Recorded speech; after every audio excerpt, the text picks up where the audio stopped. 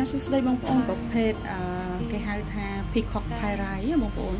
ប្រភេទមាសស្រួយប៉ុន្តែសាច់បែប peacock បែបពណ៌កង្កោកបងប្អូនបែក7ពណ៌ស្អាតខ្លាំងមែនតើមានទាំងប្រភេទបែក7ពណ៌បែកឥន្ធនូហើយប្រភេទជាប់ជាមួយនឹងត្បូងហើយនឹងសាច់មាសក្រហមបងប្អូនសាច់មាសក្រហមក្របនៅហ្នឹងអញ្ចឹងណាបងប្អូនហើយខាងលើនេះក៏មានជាសាច់មាសក្រហមដែរនំនេះស្អាតល្មមតាំងនៅកន្លែងរកស៊ីក៏បានកន្លែងធ្វើការក៏បាននេះបងប្អូនស្អាតហើយមានជើងទ្រដូចរូបអញ្ចឹងបងប្អូនស្អាតមកក្របនេះធំល្មមបងប្អូនចាប់អារម្មណ៍អាចឆាតសួរបានស្អាតនៅខាងក្រៅកាន់តែស្អាតភ្លឺចាំងផ្លេកៗហ្នឹងបងប្អូននៅខាងក្រៅដោយសារ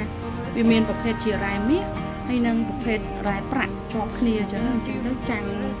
ស្អាតមែនតើស្លឺវាប្លិងនៅខាងក្រៅបងប្អូនស្អាត